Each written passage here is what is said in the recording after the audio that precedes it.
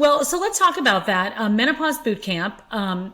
You've had gatherings for years and years and years. You have a book, but you also have had gatherings for years and years and years, retreats for women to come. And there are so many women now that are entering this transition, this Yeah. stage in life. So where did it all, start for you as a doctor coming from the medical profession? I mean, it was a combination of just years of practice and finding that I just did not have the kind of time that I needed and that my patients needed to instruct them, support them, guide them through this natural phase of life. And I say over and over again, I like to remind people, I mean, menopause is not a disease. It's not a pathology, nor is perimenopause, premenopause, whatever we want to call that, because I think that gets a little bit pathologized. So we're entering into a new phase of life. We don't have enough information, and then we don't have time for the support. And honestly, our lifestyles and the culture and society and the narrative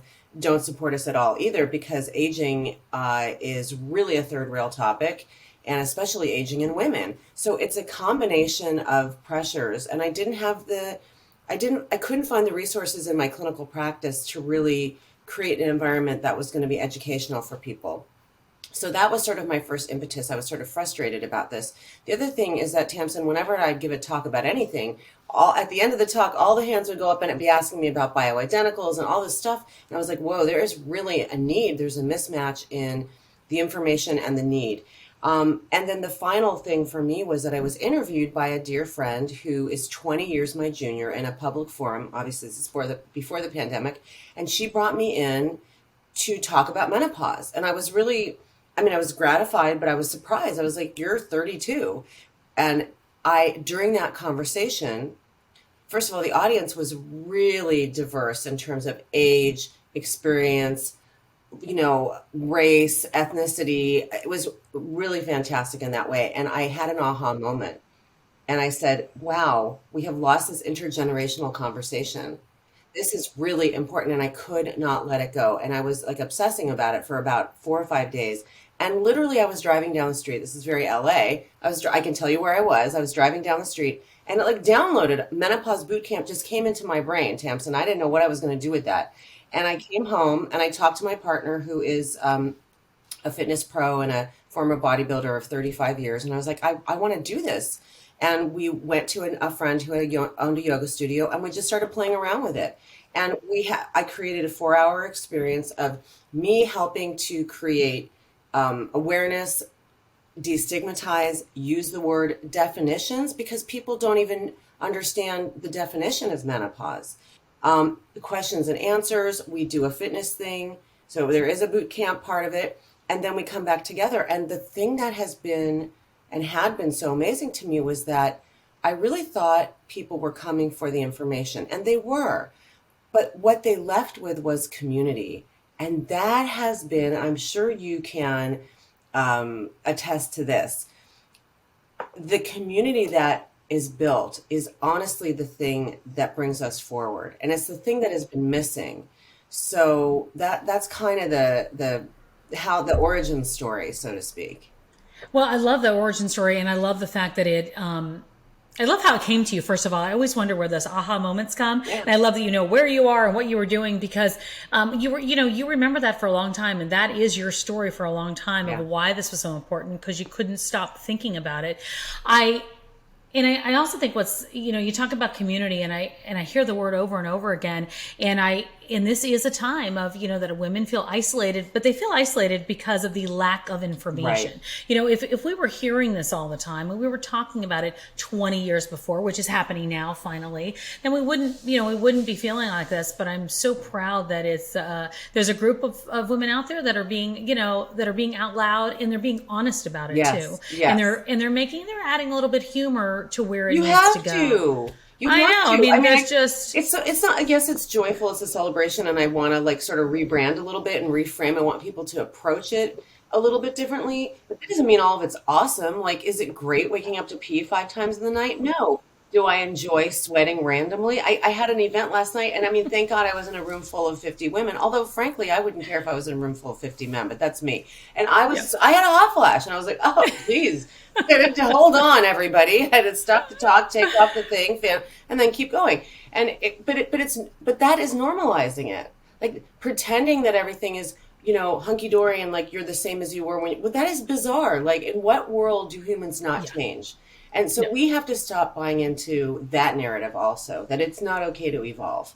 That's weird. Well, it is weird, right? It's just weird. It's Hmm. not right, but it's also really weird. Yeah. And it's look, I don't know where those ideas came from. We just know that they came from forever. I was talking to a guest last week, and he was saying that in medieval times there were writings that were talking, about women. It was saying like hysteria and a little bit crazy and a danger to the community. And I said, oh my gosh. So that's not us that did that. That's a long time ago. No, very This has long been time. going on a long time. Well, I mean, I could And go off on that one. It's very interesting. It's true. I mean, on the one hand, indigenous cultures all have some kind of incorporation of elders as a source of wisdom and solace and comfort and guidance, right? But on the other hand, there's also a very long tradition of misogyny in a lot of cultures and fear of women as they age. And and I know you've been a part of these conversations because I've seen you in places, but I think some of this is that when women are decoupled from reproduction and have wisdom and have confidence, that is a threat to power structures that exist. Unfortunately, that's the way it looks, and I say unfortunate because the reality is that anybody who's been, man or woman, who's been alive on the planet for a long time and made it, has something to offer and has a lot of value. And I don't think we need to be afraid of older women. We need to be embracing older women and hearing what they have to say, because I think we really are a critical part of the conversation around not just healing our own selves, but healing our communities, healing society, healing the planet. I mean, we are in right, a crisis moment, and I mean, in your families, many of us in our families, who do you go to? Grandma, auntie, like, right, hello, right, why would we not do this right. in a more societal way? And I do think that the conversation is really starting to bubble up, and that's very, very healthy. I thank goodness for it. I mean, I'm excited to be part of it because I feel like it is evolving. Every time I talk to somebody, they're stronger in their belief system. They're more confident in going forward and saying like, we're done feeling afraid and not being invisible. I chatted with a friend of mine who I hadn't talked to in a while, and she said, and she's not quite, she's not somebody that's been open about age, right, at all. And she said to me, she had recently retired, and she said, "Gosh, women have to stop feeling invisible at this age." And I go, "We do. We're not feeling invisible anymore. That's not our message anymore. We have a new message." And I feel like it's really important to stop Yeah. repeating that and start going forward with that message. That it's not that we're invisible. We're just redefining, this next part. Life doesn't end with menopause. Life doesn't end when you can't have children. I didn't have children myself at all. And look, I got the word that I was in menopause or postmenopausal when I finally figured it all out. And I did get that, like, oh my gosh, am I not relevant anymore? Hmm. But I really want to go forward and stop saying that and start, letting women know that conversation is changing Yeah. in a very quick way. Yeah. It's changing quickly around us. Yeah, absolutely. And I think people like you are really, I mean, the work you're doing is so wonderful because you have a forum and you have a platform, and it's, frankly courageous for you to buck the narrative that we all came up with and just say, no, this is who I am and this is what's going on. Because when we have these conversations, we are giving other people permission. And I found that to be really interesting in the early menopause boot camps, and even now, because sometimes I'm living in this world. And so then I'm not aware that no, everybody isn't talking about menopause all Right. day, every day. That's not a thing. It's just what my world is. But I mean, I can't tell you, just even saying the word out loud, it's wild.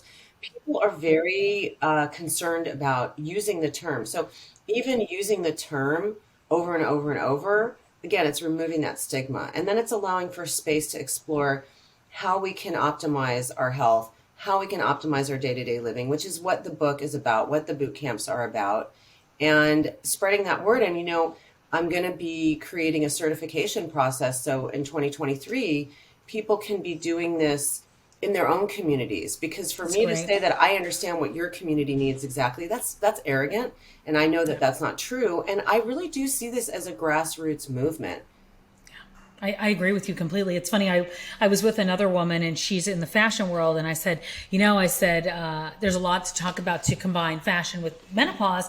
And she goes, don't say menopause. That is a dirty word. Seriously, it turns people off. And I said, well, tell me who it is, because I want to go up to them and say it 100 times if it turns people off. Right. Tell me who it turns off. And look, it wasn't a word I thought I was going to talk about at 30 or 40 years old. But at this stage, I wish somebody had talked to me about it at 30 or 40 years old, so I wasn't still trying to learn how to pronounce it. So I want to go to your boot camps and talk about that, because there are a lot of, obviously, the physical and the psychological issues that come with menopause in this stage.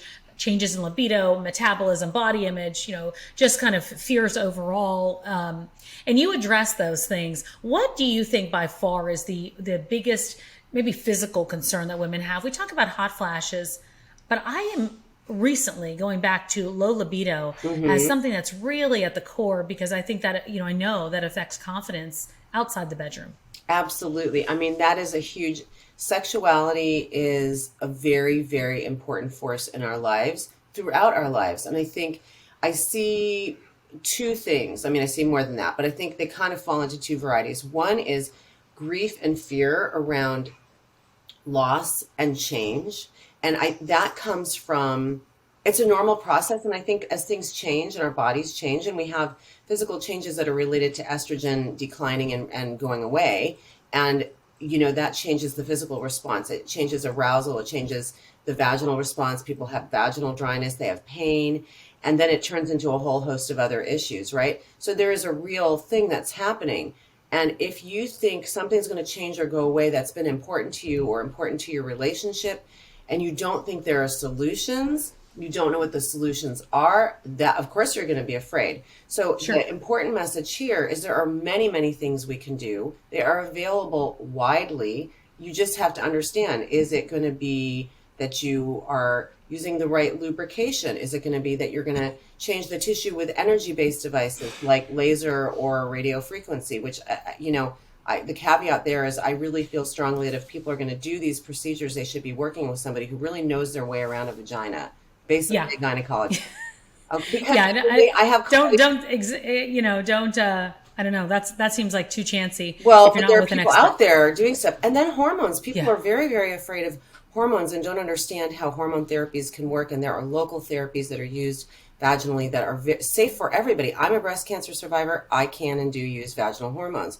So there's that part, and then there's the part of just having like, for some people it goes away and they just don't want to deal with it anymore. And the truth is everybody has a choice or an option to live their lives. But I think you really hit on something important, which is that it's a source of creativity and confidence for a lot of us.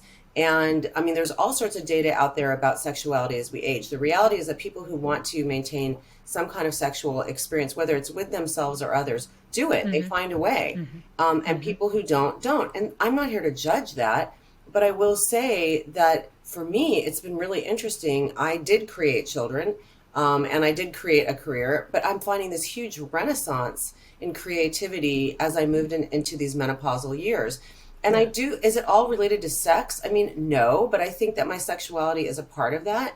And I think it's a very important part of that. In my relationship, that's important. So I think the message needs to be that people get to do whatever they want to do, but there are things that can help them. And that's the book really addresses a lot of that in general, like with all of the issues that people feel, because my toolkit is a little deeper and wider. I'm board certified in OBGYN. I've been practicing in Beverly Hills for over 20 years. But I'm also board certified in integrative and holistic medicine. I'm an herbalist. I'm trained in Ayurveda, which is Indian medicine. As a survivor of cancer, I understand botanicals, and there are a lot of things people can do. This idea that like it's a checkbox, and if you don't meet criteria, you're off the algorithm, because that does happen, on a lot I mean, I am out of the algorithm in the first 3 questions on most of the online purveyors, which, by the way, I appreciate them existing, but like, I'm not going to get addressed there. And so I think people need to understand that there are things that they can do. It's not one size fits all. And it is a challenge to find people who maybe have that toolkit, but it's out there. And the book, I hope, will be like a guidepost for people to find what works for them. Because again, I'm going to say it again, it's not a disease. I know. Gosh, it's unbelievable to even have to put that word together with it. But you're right. You do have to let people know that, because some just still think what they think. Yeah. So I'm curious about this. I will tell you, I have no certifications in anything except I've been a journalist for a long time, but I am taking a course at the Integrative Institute for Nutrition. Oh, because wonderful. So I'm getting my certification. I get it in March, I think, but I just passed my first test, by the way. But, I'm really just curious about how the supplements really work and really understand it, and in herbal remedies for different things. So I'm on HRT2, but it was something I didn't know if I should or could do because of my mother's history. And she had estrogen-based breast cancer, and they pulled out a little calculator and they were like, and I thought, what are you putting in that calculator? And I thought, if this is how you're assessing my risk, I'm a little afraid. But there's those are based on large data sets. Right. But the thing about it is that you do need to think critically about it. And I'm not think so saying too. like medical science or modern medicine is terrible, but it doesn't address everything for everybody. And I think that's awesome. I love that you're doing the nutrition piece. We famously in medicine don't get enough training in that. And I ended up studying a lot of these other modalities because, again, early in my career, I was seeking a deeper understanding of how I could address, frankly, some of my own stuff. And patients were bringing these things to me. I'm in West LA. People were into a lot of stuff that I was like, what is that? Sure. Let me check it out. And I honestly have just been a curious person and been open to learning from my patients over the years. I mean, a patient brought Ayurveda to me. And, but the system has existed for 6,000 years. It has a lot to say. So I think, and I think you're hitting on something really important, because if you ask me what's the number one piece of advice I have about any of the stuff, whether it's dry vagina, sexuality, sleep, weight, that's another big one. Metabolism and weight, people get very upset and anxious about that. And then just the long-term health changes that we are going to face as we age. Lifestyle is the number one way to address all of these things. And it is available to anyone or everyone, whether or not you have excellent access to care, whether or not you have insurance, whether or not you're rich or poor, black or white. The reality is, if we can look at our lifestyle, and by that I mean how we're dealing with stress, how we're eating, when we're eating, what we're eating, how we're moving our bodies. It is challenging for all of us to do these things, but they are doable if you're willing to make the commitment to yourself and if you have the right support and information to do so. So that is something that is very important for me to get across to people, and not to make it another stressful thing on the to-do list, but to understand that is your number one job, honestly, on the planet is to care for yourself. Mm-hmm. You're right. You're so right. It's hard to remember that. I mean, this is a time when you realize that you hadn't done it, right? Yeah. And it's also a time that you realize, like, oh my gosh, what does that job look like? Like, I'd rather go to work than try to figure out how to take care of myself. It's not so easy, Yeah. But I think it is a time that we're learning new things, and quite frankly, I don't know that I'm ever going to be a wellness coach, but I did want to have that information just because I'm out there talking, and I wanted to be able to speak intelligently about it. And also because I really, because of what my mother went through, honestly, Western medicine scared me a lot. And I wanted to I've always done that as a combination, and pills were never my first solution. My pills were there if it was very, very necessary, but never my first solution or course of action. So that was why. So can we drill down into supplements? And so, because I know people are going to want to know, what do you take and or recommend that should be in your toolkit? Right. If you're saying, because I'm asked this all the time, whether it's on TikTok, Instagram, in person, what are your supplements? That seems to be the number one question I'm asked about, because it feels like it's the easiest to start to Yeah, it to is. dive into. It is. And I will say this. I mean, the caveat is that a lot of what I work with is also going to be individualized, right? I mean, everybody Okay. isn't coming to me with the same medical history, the same issues, the same metabolism, the same family history like you. Sure. So obviously the caveat here is like one size does not fit all. However, having said that, the basics for me in that toolkit are always going to be magnesium, and I prefer magnesium glycinate or taurate because of how they're absorbed. Um, Vitamin D3, Okay. and whether or not you are combining that with K2 to help absorb and bring it into the cells, I think is a deeper conversation. But you want your vitamin D serum blood test level to be really well over that reference range. I mean, I think the bottom of the normal in most labs is going to be like 30. That doesn't mean you want it to be a 30. You want it to be more like 50 or 60 because we know that vitamin D is an anti-inflammatory. And inflammation is a necessary step in pretty much any chronic disease, whether it's diabetes, heart disease, cancer. Okay, so I know inflammation gets thrown out there and it's confusing, but all of these that I'm offering are anti-inflammatory. Okay, so magnesium, vitamin D3, omega-3 fatty acids are so important. Our bodies don't manufacture them, we have to consume them. If you're vegan, you're going to have to do a little more work because you're going to get this really only from animal sources. So flax oil is my go-to for my vegans without getting it more sciencey. Those are my top three. I think people are surprised that I don't include calcium. Calcium is a little controversial. I think calcium with a vitamin D and magnesium they work synergistically and they'll be brought into the cells for the work that your cells need. But calcium isn't always on that list. So those are my top three kind of for everybody. Then I can reach into the botanicals for different things. Are you having hot flashes? I really love French marine pine bark, pycnogenol. Black cohosh has gotten a bad name because of some case reports. I think that's ridiculous. I think that's throwing the baby out with the bathwater. There's decent data to support its usefulness for hot flashes specifically. Isoflavones And longer data, right? I mean, that's been around for a long time in terms of yes, research, and you know what's my understanding. Yeah, and I mean, yes, exactly. And the data is pretty solid. And let me just stop for a second and say this. If you want to compare head to head botanicals to pharma, don't do it. It's not a fair fight. Pharma has massive resources, including government resources, to do huge trials that are very focused. And nutraceuticals or the supplement world, whether or not you think it's because they're corrupt or they don't want to do it, the fact is they're regulated differently. There are a lot of purveyors out there, a lot of vendors that really do care about what they're doing, but you're not going to see a data set of, 150,000. If you see 300 people in a study, you're pretty excited. So I'm always very clear about, look, the data is not going to be as robust as pharma, but that doesn't mean we just throw it aside. I mean, let's just dial it back for a second.